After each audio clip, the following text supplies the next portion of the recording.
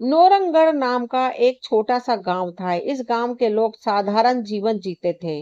इस गांव में ज्यादातर किसान थे जो अपनी आजीविका के लिए बारिश पर निर्भर रहते थे। इसी गांव में भोला नाम का एक किसान रहता था। भोला मेहनती और ईमानदार था, लेकिन वह हमेशा अपनी किस्मत को कोसता रहता था। और आखिर कोसे भी क्यों ना, भोला बहुत मेहनत करता था, परंतु उसकी फसल कभी समय पर नहीं पकती, और जब पकती तो बारिश या सूखा सब बर्बाद कर देता। यह कहानी उसकी बदकिस्मती और एक अद्भुत मोड़ की है। एक दिन इसी तरह काम करने भोला सुबह सुबह अपने खेत पर पहुंच जाता है। भोला के पास एक छोटी सी जमीन थी जो अगल बगल से दूसरों की जमीन से जुड़ी हुई थी। भोला जब अपने खेत पर पहुंचा तो वो देखता है उसके अलावा अगल बगल के खेतों में काम करने वाला कोई भी नहीं आया है। भोला आश्चर्य में पड़ जाता है। ये क्या, अब तक कोई नहीं आया, लगता है किसी को कुछ पड़ी ही नहीं है। चलो, अब इनके लिए तो मैं कुछ नहीं कर सकता, पर कम से कम अपने खेत का काम तो कर सकता हूँ। फिर कुदाल लेकर अपने खेत पर काम करने लगता है। काम करते करते सुबह की दोपहर हो जाती है, पर भोला अपने काम करने में इतना व्यस्त था कि उसे तो समय का पता ही नहीं लगता है। तभी थोड़ी देर में उसकी पत्नी मंगला उसके लिए खाना लेकर आती है। सुनिए जी, आओ आकर खाना खा लो। मंगला की आवाज सुनकर भोला को समझ आता है कि दोपहर हो गई है। अरे ये क्या, दोपहर हो गई, समय का तो पता ही नहीं चला। चलो, अब मंगला खाना लेकर आ ही गई है तो खाना खाकर थोड़ी देर आराम करके फिर काम करता हूँ। मंगला के साथ खेतों के पास वाले पेड़ के नीचे बैठकर खाना खाने लगता है। तभी मंगला बोली, क्या हुआ जी, लगता है आज कुछ ज्यादा ही थक गए हो। हाँ, आज सुबह से लगातार खेतों पर काम कर रहा था। सुबह की दोपहर हो गई, पता भी नहीं चला। तो आपने थोड़ी देर आराम क्यों नहीं किया? मैं क्या करता, अगल बगल के खेतों पर कोई काम करने आया ही नहीं, तो मुझे लगा अभी दोपहर होने में समय है, इसलिए मैं भी लगा रहा। वो तो तुम आई तो पता चला कि दोपहर हो गई। क्या हुआ, अब तक कोई आया क्यों नहीं खेतों पर काम करने? वही तो, इन लोगों का ही सही है। इन लोगों का जब मर्जी आती है आते हैं, जब मर्जी आती है तो जाते हैं। और एक मैं हूँ जो इतनी मेहनत करता हूँ, फिर भी पता नहीं कैसी किस्मत है मेरी, जो हमेशा कोई ना कोई बहाने से मेरी मेहनत बर्बाद कर ही देती है। भोला को इतना परेशान देखकर मंगला उसे दिलासा देने की कोशिश करती है। आप इतना क्यों दुखी हो रहे हो? आपको पता है ना, आप मेहनत करते हो तो बस किस्मत को क्या कोसना। आज आपकी किस्मत साथ नहीं दे रही है, पर क्या पता कल आपकी किस्मत आपका साथ देने लगे। हाँ मंगला, पर यह कल कब आएगा, कब मेरी किस्मत मेरा साथ देने लगेगी? मैं जब सोचता हूँ कि इस बार कोई परेशानी नहीं होगी, तो फिर कहीं ना कहीं से कोई ना कोई परेशानी आ ही जाती है। कभी कभी तो मुझे लगता है कि विधाता को भी मुझे परेशान करने में मजा आता है। आप निराश मत होइए, देखिए, आप बस अपनी मेहनत पर ध्यान दीजिए। मुझे पूरा भरोसा है कि आज नहीं तो कल आप खुद मुझे कहेंगे कि लगता है किस्मत मेरा साथ दे रही है। देखते हैं मंगला, यह सब कब आता है। भोला को खाना खिलाकर मंगला वहां से चली जाती है और भोला फिर से अपने खेत में काम करने लगता है। भोला अपने खेत में काम कर ही रहा था, तभी वह बगल वाले खेत का मालिक सोहन आता है। भोला को काम करते देख सोहन उसे आवाज लगाता है, अरे भोला भाई, क्या हाल है? लगता है आज कुछ जल्दी ही आ गए थे खेत पर काम करने। जल्दी जल्दी कैसे सोहन भाई, दोपहर हो चुकी है, तुम आज कुछ ज्यादा ही देर से आए हो। हाँ भाई, आज थोड़ा देर से उठा था, तो सोचा दोपहर का खाना खा कर ही जाता हूँ खेत पर तुम्हें क्या हुआ भोला भाई? खेत को देखकर लग रहा है तुम्हारा पूरा काम हो गया है, पर तुम्हारे चेहरे को देखकर लग रहा है काम अब तक शुरू भी नहीं हुआ है। नहीं भाई, ऐसी कोई बात नहीं है, वह बस अपनी किस्मत को लेकर थोड़ा परेशान था। अरे भोला भाई, कब तक अपनी किस्मत को कोसते रहोगे और कब तक किस्मत के भरोसे चलते रहोगे?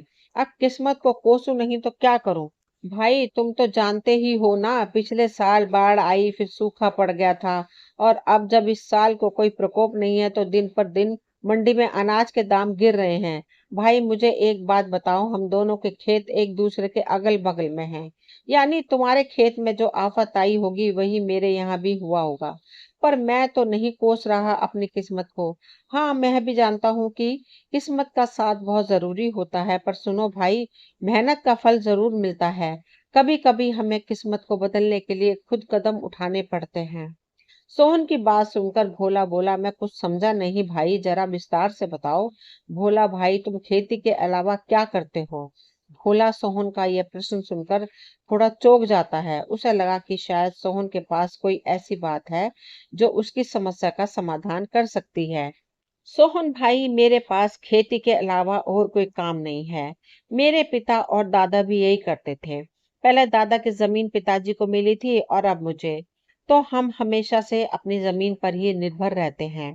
सोहन बोला, देखो भाई, वह पहले का समय था जब खेती किसानी से तुम अपना और अपने घर वालों का पालन पोषण कर सकते थे, पर अब तुम्हें उसके अलावा भी कुछ करना पड़ेगा।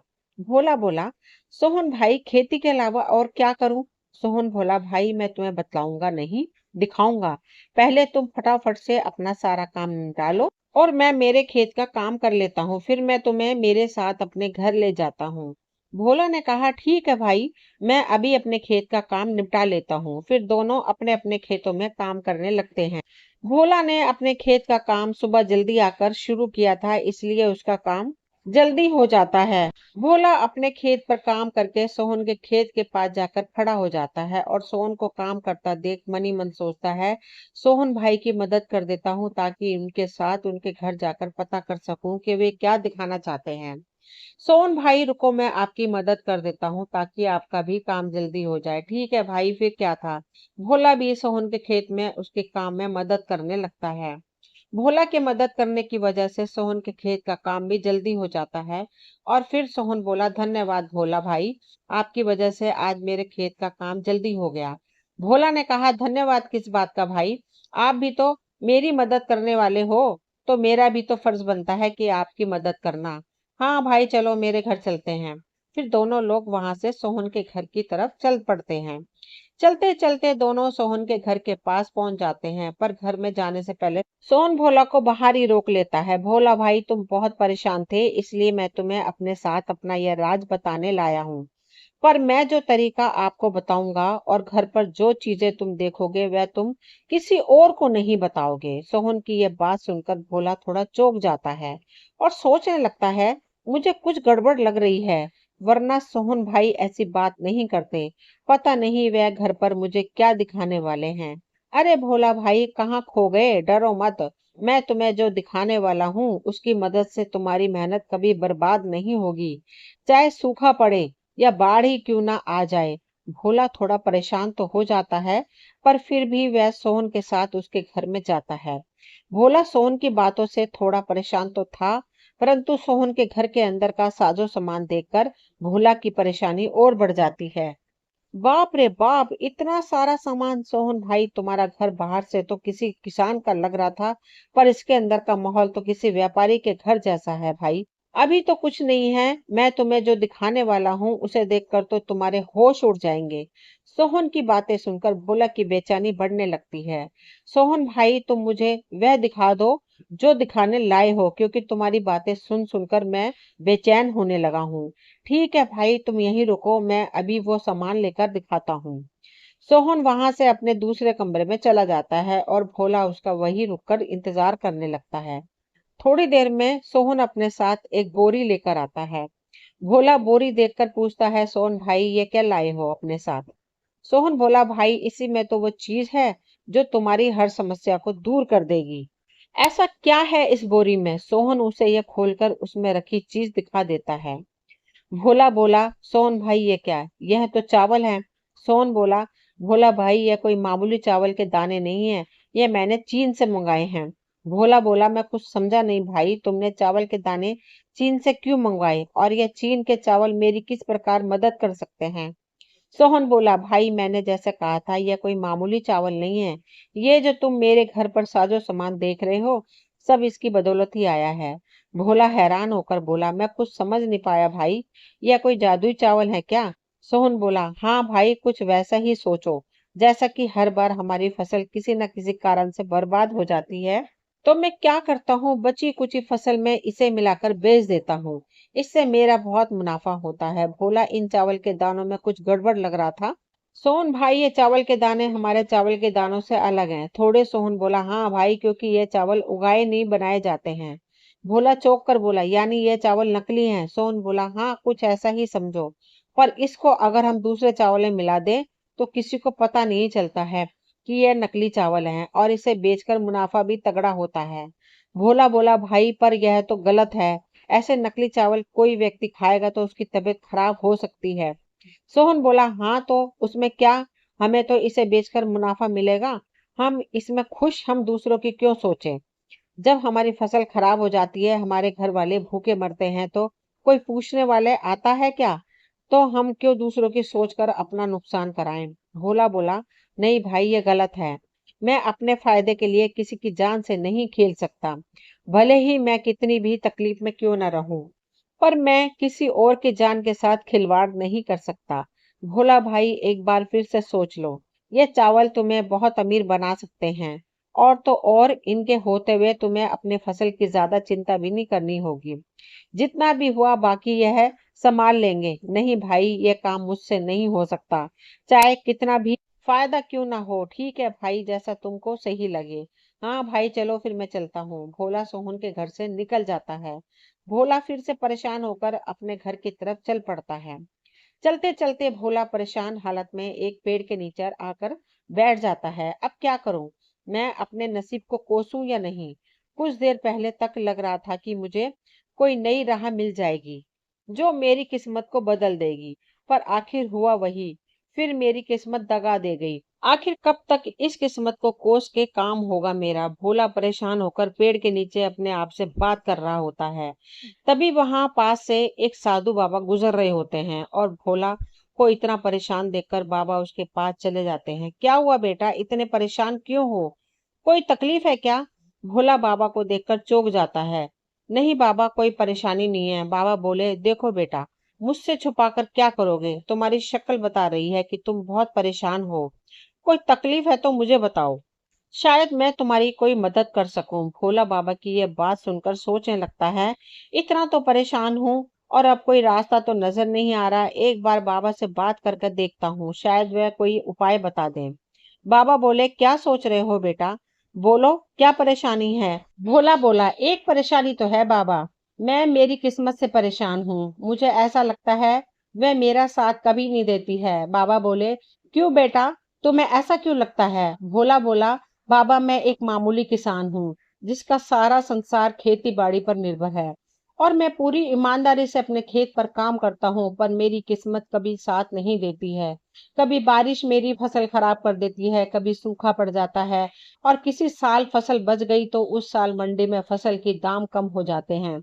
बाबा बोले, बेटा, तो तुम किसानी के अलावा कुछ करने की क्यों नहीं सोचते हो? बाबा, मेरे पुरखे किसानी ही करते आ रहे हैं, और मैं किसानी कैसे छोड़ दूं? और किसानी छोड़ना तो कोई तरीका नहीं है बाबा। इसी तरह अगर हर किसान परेशान होकर किसानी छोड़ दे तो लोग तो भूखे मर जाएंगे। हाँ बेटा, यही तो सोचकर तुम्हें और मेहनत करनी होगी। बाबा, मैं मेहनत करने से पीछे नहीं हटता, पर आखिर मेरा भी घर परिवार है, मुझे मेरे अलावा उनका भी देख सोच कर चलना पड़ता है। बेटा, तो जिस तरह तुम परेशान हो उसी तरह तुम्हारे साथ वाले किसान भी तो परेशान होंगे ना। तो तुम सारे मिलकर कोई उपाय ढूंढो, शायद सारे लोग मिलकर कुछ सोचे तो तुम सभी की समस्या दूर हो जाए। बाबा, मेरे अगल बगल वाले में से तो कुछ ना दूसरा रास्ता चुन भी लिया है खेती से पैसे बनाने का। बेटा, तो तुम उनको पूछो और उनका तरीका अपनाकर देखो, शायद तुम्हारा भी काम बन जाए। नहीं बाबा, मैं वह रास्ता नहीं चुन सकता, मुझे वह सही नहीं लगा। क्यों बेटा, ऐसा क्या कर रहे हैं वह जो तुम्हें सही नहीं लग रहा है? बाबा की यह बात सुन भोला सोचता है, अब क्या करूं, बाबा को सोहन भाई वाली बात बता दूं। किस तरह वे लोगों की जान के साथ खिलवाड़ कर रहे हैं, बता देता हूं, पर सोहन भाई का नाम नहीं लूंगा, क्योंकि आखिर वह मेरी मदद करने की कोशिश ही कर रहे थे। हाँ बाबा, मेरी जान पहचान में एक किसान भाई बहुत गलत काम कर रहे हैं। भोला सारा किस्सा बाबा से बोलने लगा। तो बाबा, आज मैं सुबह उनसे मिला था, और उनकी तरह मुझे परेशान देखकर उन्होंने भी मेरी मदद करने की सोची। उनकी भी खेती का काम है, जो हर साल मेरे तरह कुछ ना कुछ कारणों से खराब हो जाती थी तो उन्होंने एक नया उपाय सोच लिया, बचे कुचे अनाज के साथ पैसे कमाने का। बाबा बोले, ऐसा क्या करते हैं बेटा वो बचे हुए अनाज से? भोला बोला, बाबा उन्होंने चीन से चावल मंगा लिया है और वह उन्हें अपने बचे हुए चावल दानों में मिला देते हैं, जिसे बेचकर वे बहुत पैसा कमा रहे हैं। बाबा बोले, हाँ तो बेटा इसमें क्या गलत है, तुम भी चीन से मंगा लो और उनके ही तरह बेचो। नहीं बाबा, आप शायद समझे नहीं, वो चावल चीन से मंगाते हैं, वो मामूली चावल नहीं है, क्योंकि उन्हें उगाया नहीं बनाया जाता है। भोला की ये बात सुनकर बाबा चौंक जाते हैं। क्या कहा बेटा? चावल जिन्हें उगाया नहीं बनाया गया है, यानी वे नकली चावल हैं?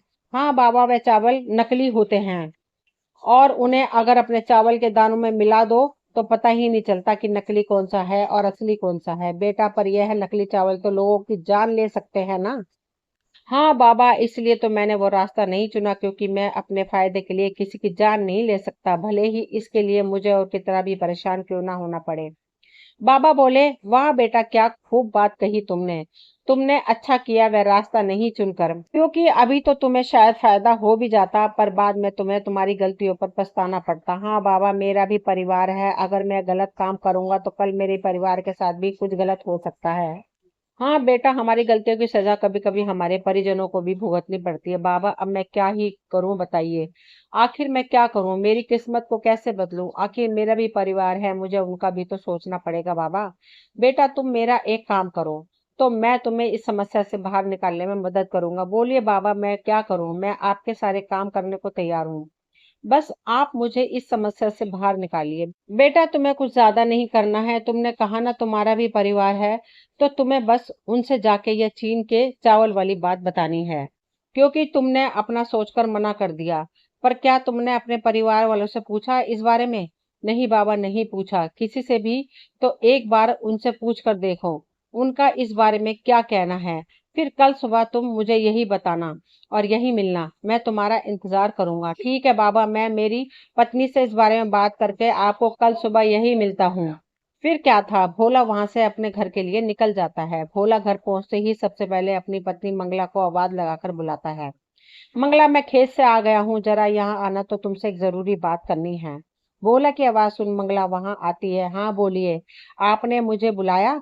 हाँ, मुझे तुमसे कुछ जरूरी बात करनी थी, इसलिए क्या बात है और क्या बात करनी है? मंगला, तुम तो जानती हो हमारी खेती में कुछ समय से हमें कोई मदद नहीं मिल रही है।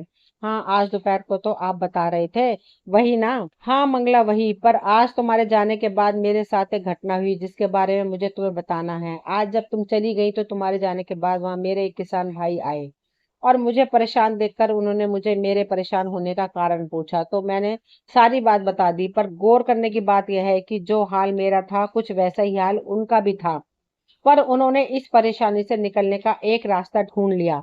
क्या है वह? कौन है वह? और आप उनसे यह तरीका क्यों नहीं पूछते? इससे आपकी भी समस्या दूर हो जाएगी। कौन है वह? मत पूछो, मेरे एक शुभ चिंतक ही समझ लो। पर पहले तुम मेरी पूरी बात सुन लो। मैंने जब उनको अपनी समस्या बताई तो उन्होंने उससे निकलने का रास्ता तो बताया, पर वह रास्ता थोड़ा अटपटा है। मंगला बोली, अटपटा? ऐसा कैसा तरीका है, मुझे बताइए जरा, मैं भी तो सुनूं। जैसे मेरी फसल कभी बारिश की वजह से खराब हो जाती थी तो कभी सूख जाती थी, वैसे ही उनकी भी हालत थी। पर अब वह चीन से चावल मंगाते हैं। क्या कहा, चीन से चावल? हाँ मंगला, वो चीन से चावल मंगाते हैं और फिर उनको अपने पास बचे हुए चावल के दानों में मिला देते हैं और बाजार में बेचते हैं। इससे उन्हें बहुत फायदा होता है और किसी को नहीं समझता कि असली कौन सा है और नकली कौन सा। भोला की ये बात सुनकर मंगला थोड़ा आश्चर्य में पड़ जाती है। मैं कुछ समझी नहीं, असली चावल नकली चावल? भोला समझाते हुए बोला, हाँ मंगला, चीन से लाए हुए चावल नकली चावल होते हैं, उन्हें उगाया नहीं बनाया जाता है और वह काफी सस्ते मिलते हैं।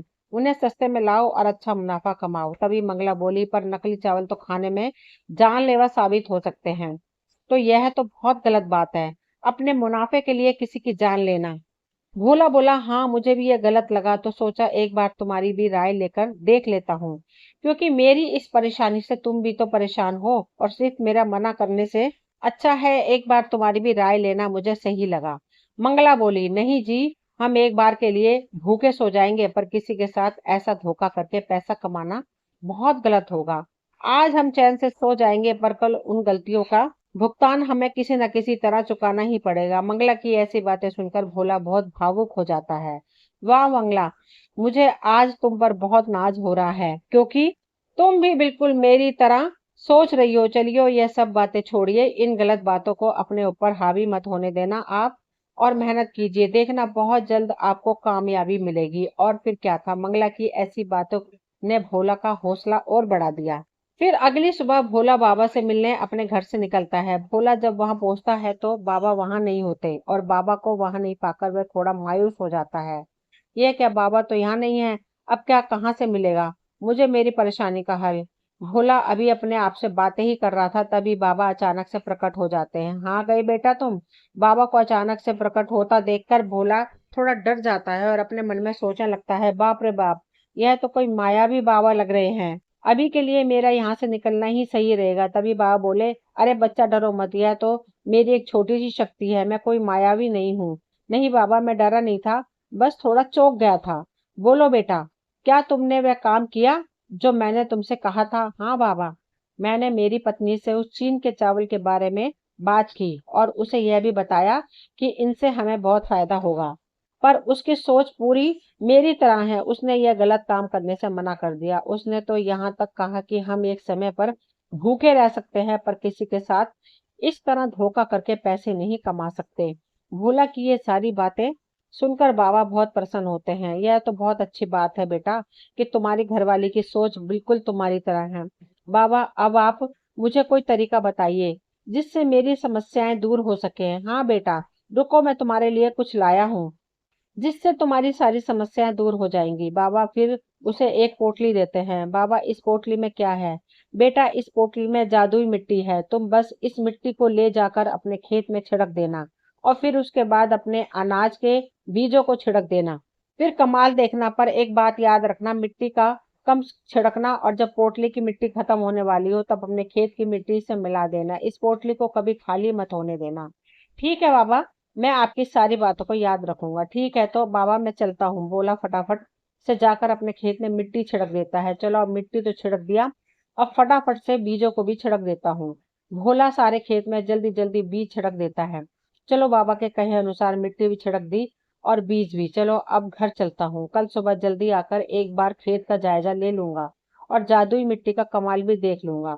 फिर अगली सुबह भोला अपने खेत पर पहुंच जाता है और अपने खेत की हालत देखकर चौंक जाता है। उसका खेत पूरा हरा भरा हो चुका था। उसे अपने आंखों पर यकीन नहीं हो रहा था। आखिर बाबा की बात सही हो गई। अब इस जादुई मिट्टी से मेरी सारी परेशानियां दूर हो जाएंगी, और आखिर मंगला की बात भी सही हो गई। अब किस्मत भी मेरा साथ देगी। इस तरह भोला और मंगला के नेक दिली ने उनकी बदकिस्मती को बदल दिया, और अब उन्हें अपने किस्मत को कोसना नहीं पड़ेगा। ऐसा ही कुछ हमारे जीवन में भी होता है। जब हम दूसरों का बुरा नहीं अच्छा सोचते हैं तो भगवान हमारी किसी न किसी रूप में आकर मदद जरूर करते हैं। दोस्तों, नेकी का फल एक दिन जरूर मिलता है। दोस्तों, ये थी आज की कहानी। मुझे उम्मीद है आपको कहानी जरूर पसंद आई होगी। अगर कहानी पसंद आई हो तो प्लीज चैनल को सब्सक्राइब करें, वीडियो को लाइक शेयर करें, कमेंट करें। मिलती हूँ अगली कोई नई कहानी लेकर। कहानी सुनने के लिए आप सभी का तहे दिल से शुक्रिया।